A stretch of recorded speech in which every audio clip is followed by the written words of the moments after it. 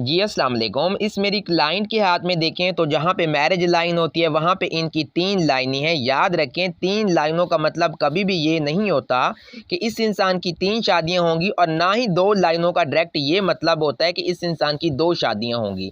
जब तक उस इंसान के हाथ में सारी छोटी-बड़ी लाइनों की पोज़ीशन को ना देखा जाए तो तब तक किसी भी चीज़ का एग्ज़ैक्ट टाइम पीरियड नहीं निकाला जा सकता, क्योंकि हर इंसान के हाथ की जो लाइनें की पोज़ीशन होती है वो डिफरेंट होती है। जब लाइनों की पोजीशन डिफरेंट होती है तो उनका मतलब भी डिफरेंट होता है।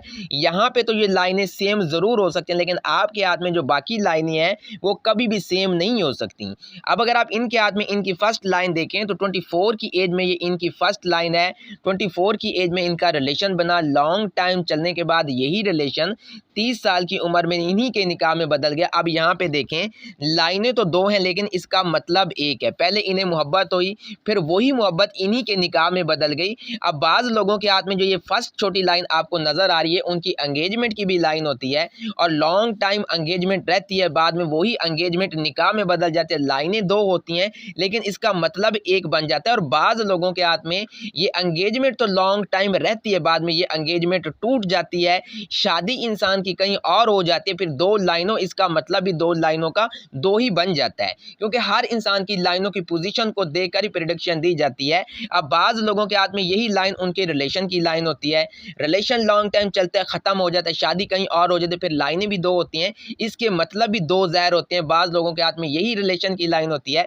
इसी तरह से इन्हीं के निकाह में जैसे इनका रिलेशन बदला तो बाज़ लोगों के हाथ में उन्हीं की मोहब्बत उन्हीं के निकाह में बदल जाती है, फिर लाइनें 2 उसका मतलब 1 हो जाता है। अब 30 साल की एज में ये इनकी मैरिज हुई, 3 साल तक तो ये इनकी मैरिज अच्छी रही। 3 साल की मैरिज अच्छी चलने के बाद ये इनकी मैरिज ख़त्म हो गई, टूट गई।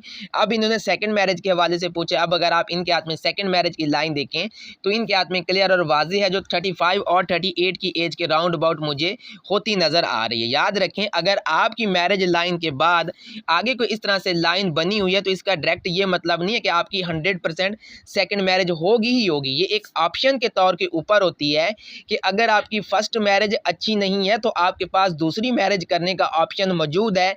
जैसे अब इनकी फर्स्ट मैरिज ख़त्म हुई, इनके हाथ में जो है सेकंड लाइन मौजूद है तो इनकी सेकंड मैरिज हो सकती है। अगर इनके हाथ में सेकंड लाइन अगर ना होती तो फिर इनकी सेकंड मैरिज कभी भी नहीं होनी थी, अगर होती तो वो कामयाब नहीं होनी थी। तो सेकंड लाइन ऑप्शन होता है कि अगर फर्स्ट टूटती है या अच्छी नहीं है तो आपके पास सेकंड मैरिज का ऑप्शन मौजूद है, आप सेकंड मैरिज कर सकते हैं। अब इनकी जो सेकंड मैरिज होगी अच्छी भी रहेगी, कामयाब भी रहेगी। अब बाज़ लोगों के हाथ में इसी तरह से शादी की लाइन के बाद कोई लाइन बनी होती है तो इसका ये मतलब नहीं कि आपकी सेकंड मैरिज होगी। बाज़ लोगों को शादी के बाद मोहब्बत हो जाती है, शुरू में मैरिज होती है, हस्बैंड के साथ कोई अच्छी अंडरस्टैंडिंग नहीं होती, बाद में इंसान को अपने हस्बैंड से ही बहुत मोहब्बत हो जाती है, फिर लाइनें 2 होती हैं, मतलब एक होता है। बाज़ लोगों को आगे किसी थर्ड पर्सन मेल से भी मोहब्बत हो जाती है, फिर वो मोहब्बत लॉन्ग टाइम चल के निकाह में भी बदल जाती है, या वो मोहब्बत लॉन्ग टाइम तक इसी तरह से चलती रहती है। ये सारी लाइनों की पोजीशन को देखने के बाद ही प्रेडिक्शन दी जा सकती है, क्योंकि हर इंसान की लाइनों की पोजीशन डिफरेंट होती है। यहाँ पे ये लाइनें बिल्कुल सेम ज़रूर हो सकती हैं, आपके हाथ में भी 2 हो सकती हैं, 3 हो सकती हैं, लेकिन आपके हाथ की बाकी लाइनें कभी भी सेम नहीं हो